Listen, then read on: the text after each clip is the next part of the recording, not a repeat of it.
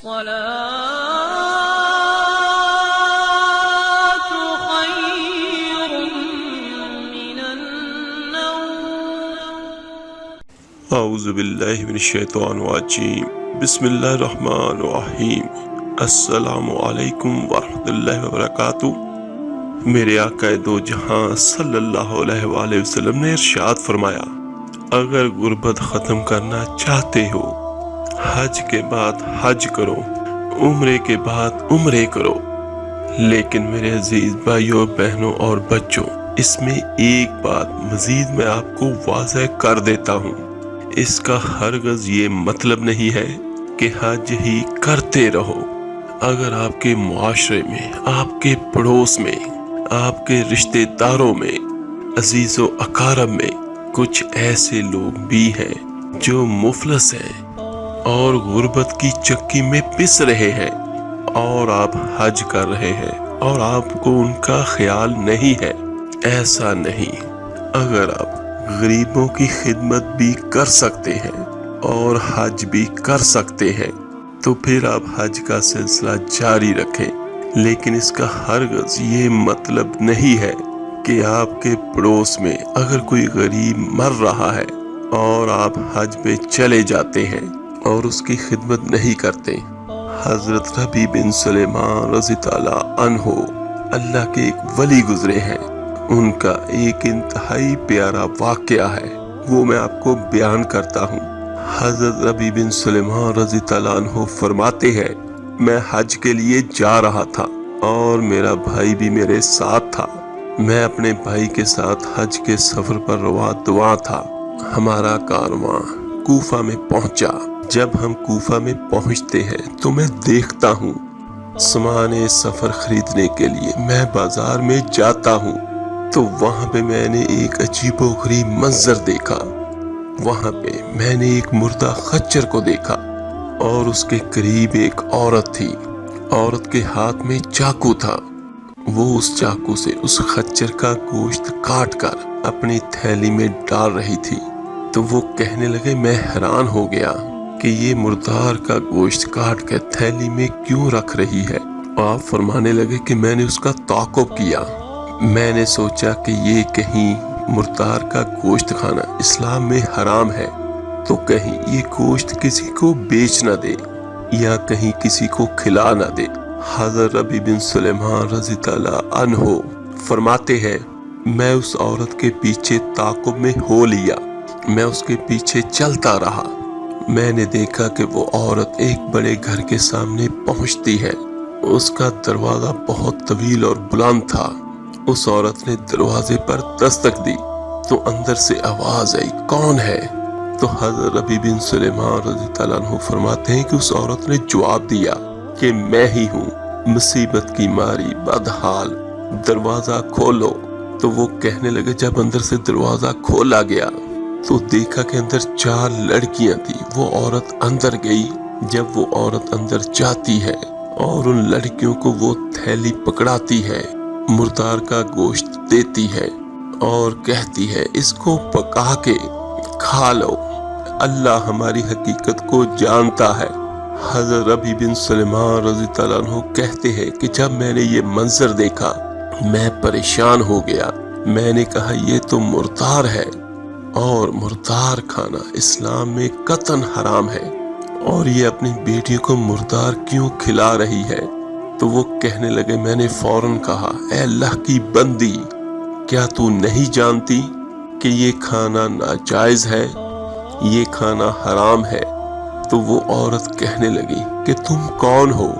حضرت ربی بن سلیمان کہتے ہیں، میں نے کہا کہ میں ایک پردیسی ہوں، ایک مسافر ہوں، یہاں سے گزر رہا تھا، تجھے دیکھا میں نے، تو مردار خچر کا گوشت کاٹ رہی تھی تو میں نے تمہارا تعاقب کیا. حضرت ربی بن سلیمان رضی اللہ عنہ فرماتے ہیں، میں نے اس سے کہا کہ مجوسیوں کے ایک فرقے کے علاوہ تمام لوگوں کے نزدیک مردار کھانا ناجائز ہے، مردار کھانا حرام ہے. تو وہ عورت کہنے لگی، ہم جانتے ہیں، ہم آل رسول ہیں، ہمارا تعلق خاندان نبوت سے ہے، ہم حضور اکرم صلی اللہ علیہ وآلہ وسلم کی اولاد میں سے ہے، ہم سید ہیں اور اسلام کے احکامات کو جانتے ہیں۔ ان بچیوں کا والد انتقال فرما چکا ہے، وہ سید تھا، نیک تھا، اس کا انتقال ہو چکا ہے اور اس نے اپنا جو بھی ترکہ چھوڑا تھا وہ ترکہ ختم ہو چکا ہے۔ ہم غریب ہیں، مفلس ہیں اور بہت دنوں سے ہم نے کھانا نہیں کھایا۔ ہم جانتے ہیں کہ مردار کا کھانا حرام ہے، لیکن اس حالت میں مردار کھانا جائز ہو جاتا ہے۔ مجبوری کے عالم میں مردار کھانا جائز ہوتا ہے۔ ہم جانتے ہیں کہ اسلام کا حکم کیا ہے، لیکن یہ ہمارے لیے جائز ہے۔ 4 دن سے ہم نے کچھ نہیں کھایا، ہمارا 4 دن کا فاقہ ہے۔ حضرت ربی بن سلیمان رضی تعالیٰ عنہ فرماتے ہیں، جب اس اہل رسول کی زبان سے میں نے یہ بات سنی تو میری آنکھوں سے اشکوں کی برسات جاری ہو گئی اور کہنے لگے کہ میں نے رونا شروع کر دیا، اور روتا ہوا میں وہاں سے واپس لوٹ آیا اور میں نے نیت کی کہ میں حج پہ نہیں جاؤں گا، میں حج نہیں کروں گا، یہ میں نے فیصلہ کر لیا۔ اور واپس آ کر میں نے اپنے بھائی کو بتایا اور میں نے اسے کہا کہ میں نے حج کا ارادہ ترک کر دیا ہے، اب میں حج پہ نہیں جانے والا۔ تو میرے بھائی نے کہا، نہیں نہیں، ایسا ہرگز مت کرنا، کہ آقا دو جہاں صلی اللہ علیہ وآلہ وسلم نے ارشاد فرمایا، جو حج کرتا ہے اس کے اگلے پچھلے تمام گناہوں کو اللہ تعالیٰ معاف کر دیتا ہے، تو حج کا ارادہ ترک مت کر۔ اور وہ کہنے لگے کہ اس نے مجھے بہت ساری باتیں کی، لیکن میں نے حج کا ارادہ ترک کر دیا تھا۔ حضرت ربی بن سلیمان رضی اللہ عنہ فرماتے ہیں کہ اس وقت میرے پاس 600 نقد درہم موجود تھے اور میرے پاس چند کپڑے بھی تھے اور احرام کی 2 چادریں بھی تھی۔ میں وہ 600 درہم لے کر بازار میں گیا، 100 درہم کا آٹا خریدا، 100 درہم کا کپڑا خریدا اور باقی جو 400 درہم بچ گئے تھے وہ میں نے اس آٹے میں چھپا دیے، اور جو میرے پاس کپڑے اور احرام کی چادریں تھیں وہ لے کر میں اس اہل رسول کے گھر میں چلا گیا اور اس خاتون کے دروازے پر دستک دی۔ اس خاتون نے دروازہ کھولا تو میں نے کہا کہ میرے پاس یہی سب کچھ ہے، یہ آپ رکھ لیں۔ جب انہوں نے دیکھا سامان اور 400 درہم کہ یہ سب کچھ یہ دے رہا ہے، تو اس عورت نے دل سے دعا دی۔ اس نے دعا کیا دی، اللہ تعالیٰ تجھے حج کا ثواب عطا فرمائے، اللہ تعالیٰ تجھے دگنا اجر عطا کرے، اللہ تعالیٰ دنیا میں ہی تجھے اس کا اجر دکھا دے، اور اللہ تعالیٰ دنیا میں ہی تجھے اس کا نعم البدل دکھا دے جو تجھے نظر آ جائے۔ اور جب اس کی بیٹیوں نے دیکھا 400 درہم ہے، آٹا بھی ہے، کپڑا بھی ہے، تو بڑی بیٹی نے دعا دی، پھر چھوٹی بیٹی نے دعا دی، تیسری بیٹی نے دعائیں دی، چوتھی بیٹی نے دعائیں دی، ایک بیٹی نے دعا کیا دی، اللہ کرے تیرا حشر ہمارے نانا کے ساتھ ہو۔ کہا انہوں نے دعائیں دی اور بہت دعائیں دی۔ جب میں وہاں سے واپس آیا تو کوفہ میں اپنے مقام پر قیام کی جگہ پر پہنچا تو کیا دیکھا کہ حج کے قافلے جا چکے تھے۔ کہا میں بہت پریشان ہوا اور مجھے دل میں بڑی پریشانی محسوس ہوئی، دل میں تمنائیں مچل رہی تھی اور آرزویں خواہشات تھی کہ میں حج کے لیے آیا تھا اور قافلہ چلا گیا اور میں کوفے میں ہی رہ گیا۔ کاش کہ میرا بھی بلاوا آ جاتا، کاش کہ میں بھی حج پہ چلا جاتا۔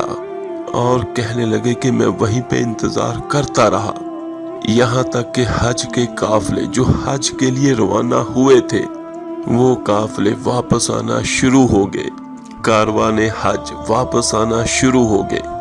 جب حاجیوں کی واپسی کا میں نے سنا تو میں نے ارادہ کر لیا اور ایک پختہ عزم کر لیا کہ میں سب حاجیوں کا استقبال کروں گا اور ان سے دعائیں لوں گا، کیونکہ ان کی دعائیں اللہ کی بارگاہ میں مقبول ہے، کیونکہ وہ حج کی سعادت حاصل کر کے واپس آ رہے ہیں۔ تو میں ہر حاجی سے ملاقات کروں گا اور ان سے کہوں گا کہ میرے لیے دعائیں کرنا۔ حضرت ربی بن سلیمان رضی اللہ عنہ کہتے ہیں کہ میں حاجیوں کے استقبال کے لیے گیا۔ جب حاجیوں سے ملا تو میں نے کہا کہ اللہ تمہارا حج قبول فرمائے، اللہ تمہاری عبادات کو قبول فرمائے، تجھے اللہ نے حج کی سعادت سے نوازا، اللہ تمہاری عبادتوں کو قبول فرمائے، تم میرے لیے دعائیں کرو۔ تو لوگوں نے کہا، وہ لوگ جو حج سے واپس آ رہے تھے اور جن کا استقبال کرنے کے لیے میں گیا تھا، انہوں نے کہا، تم کیا بات کرتے ہو؟ تم کیا کہہ رہے ہو؟ کیا تو یہ کہنا چاہ رہا ہے کہ تو حج پہ نہیں گیا تھا؟ کیا تو حج سے انکار کرتا ہے؟ کیا تو یہ کہتا ہے کہ تو حج پہ نہیں گیا تھا؟ عرفات میں ہمارے ساتھ کون تھا؟ مطاف میں ہمارے ساتھ کون تھا؟ رمیوں جمرات میں ہمارے ساتھ کون تھا؟ تو ہمارے ساتھ طواف بھی کرتا تھا، میدان عرفات میں بھی تھا، شیطان کو کنکریاں بھی مارتا تھا، اور آج ہمیں کہہ رہا ہے کہ اللہ تمہارا حج قبول کرے، اور ہمیں کہہ رہا ہے کہ ہمارے لیے دعا کرو۔ ارے تو ہمارے ساتھ تھا۔ تو حضرت ربی بن سلیمان رضی اللہ عنہ کہنے لگے کہ میں سوچنے لگا کہ یہ کیا ماجرا ہے، یہ کیا مسئلہ ہے۔ ارے میں تو کوفے میں ہوں اور یہ کہہ رہے ہیں کہ تو حج پہ گیا تھا۔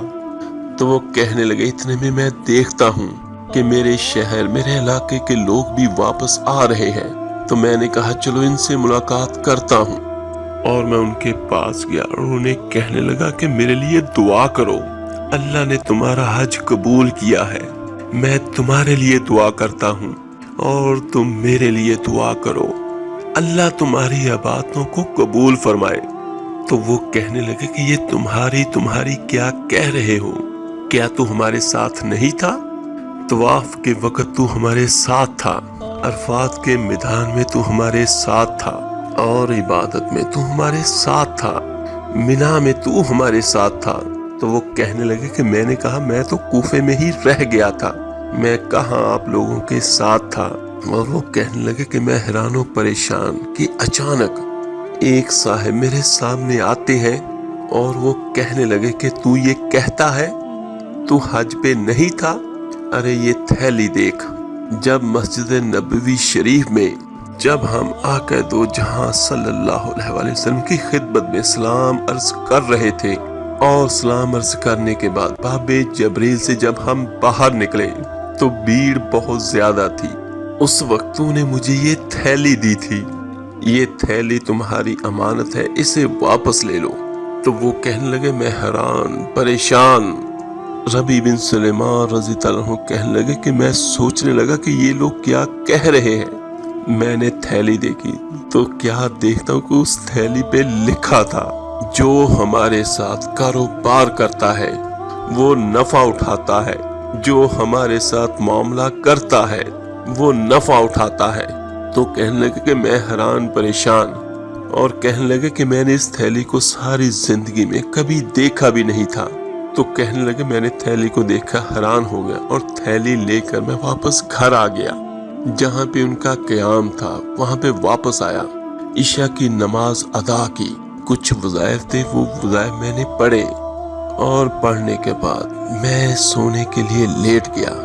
جب میں سو گیا، ظاہری آنکھ بند ہوئی، قسمت نے انگڑائی لی، کونین کے والی، آمنہ کا لال، مدینے والے آقا دو جہاں صلی اللہ علیہ وآلہ وسلم میرے سامنے تھے، اور آقا مسکرا رہے تھے۔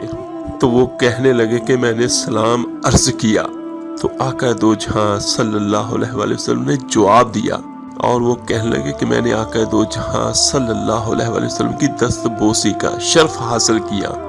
جب میں نے آقا کے ہاتھ چومے تو آقا نے فرمایا، اے ربی بن سلیمان، اب کتنی گواہ چاہتے ہو، کتنی گواہیاں چاہتے ہو؟ ارے اتنے گواہ پیش کر دیے، اور اب بھی نہیں مانتے کہ تم نے حج کیا ہے؟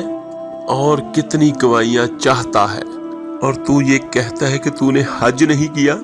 آقا دو جہاں صلی اللہ علیہ وسلم نے ارشاد فرمایا، سن، جب تو نے میری آل کی خدمت کی تھی اور حج کو ملتوی کیا تھا، میری آل کی محبت میں، میرے خاندان کی محبت میں جب تو نے حج کو ملتوی کیا تھا تو میں نے اسی وقت اللہ کی بارگاہ میں دستے دعا بلند کیے تھے اور میں نے کہا اے اللہ اس کو اس کا نعم البدل دے دے، اس کو اس کا اجر دے دے اور اس کو اس کا ثواب دے دے۔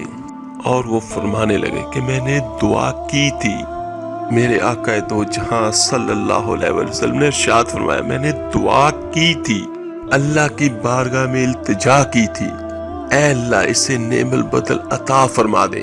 جب میں نے اللہ کی بارگاہ میں دعا کی تو اللہ نے اسی وقت ایک فرشتے کو تمہاری صورت میں پیدا کر دیا اور اللہ نے اس فرشتے کو حکم فرمایا میرے نبی کی آل سے پیار کرنے والے کا اجر یہ ہے، اے فرشتے تو ربی بن سلیمان کی صورت میں قیامت تک ہر سال حج کرتا رہ۔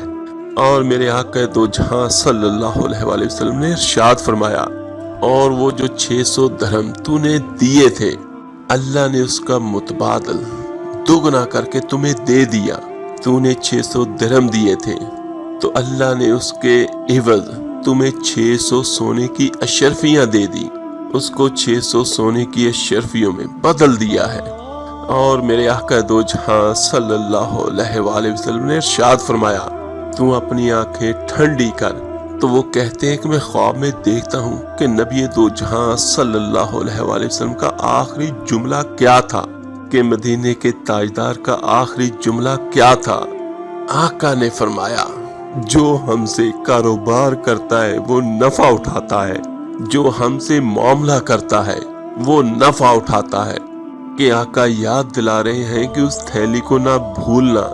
کون سی تھیلی؟ جو باب جبریل سے فرشتہ آیا تھا ربی بن سلیمان علیہ السلام کی صورت میں، اور اس نے وہ تھیلی دوسرے حاجی کو دی تھی اور کہا تھا کہ یہ امانت ہے، یہ لے جاؤ۔ تو وہ امانت کس کے لیے تھی؟ ربی بن سلیمان رضی اللہ عنہ کے لیے تھی، اللہ کے اس پیارے بندے کے لیے تھی، آل رسول صلی اللہ علیہ وآلہ وسلم سے پیار کرنے والے کے لیے تھی۔ اور ربی بن سلیمان رضی اللہ عنہ کو وہ تھیلی دی گئی اور اس تھیلی پہ یہی لکھا تھا کہ وہ جو 600 دینار ہیں، تو آقا فرما رہے ہیں کہ وہ میں تمہیں بتا رہا ہوں کہ وہ 600 دینار کہاں ہے۔ اشارہ دے دیا جو ہمارے ساتھ معاملہ کرتا ہے وہ نفع اٹھاتا ہے۔ ربی بن سلیمان رضی اللہ عنہ کہتے ہیں کہ میری آنکھ کھلتی ہے تو میں فوراً تھیلی کو اٹھاتا ہوں اور تھیلی کو کھولا تو اس تھیلی میں مجھے 600 سونے کی اشرفیاں نظر آتی ہیں۔ میرے عزیزو، حج بہت بڑی عبادت ہے، کرنی چاہیے، سب کو کرنی چاہیے، لیکن بہت سارے ایسے معاملات ہیں جو حج کا ثواب ہمیں وہیں بیٹھے بیٹھے دے دیتے ہیں۔ حج کیا ہے؟ مشقت ہے، اور پھر بھی کسی کو معلوم نہیں کہ ہمارا حج یا عمرہ قبول ہے یا نہیں قبول۔ اپنے والدین کو دیکھنا، میرے آقا دو جہاں صلی اللہ علیہ وآلہ وسلم کا ارشاد ہے کہ مقبول حج کا ثواب دوسروں کی مدد کرنا ہے، میرے آقا دو جہاں صلی اللہ علیہ وآلہ وسلم کی سنت ہے، اور ایک سنت کو زندہ کرنا 100 شہداء کے برابر اس کا ثواب ہے۔ میرے عزیز بھائیو بہنوں اور بچوں، اللہ تعالیٰ سے دعا ہے اللہ تعالیٰ آپ کو، مجھے، ہم سب کو اپنے معاملات کو درست کرنے کی توفیق عطا فرمائے۔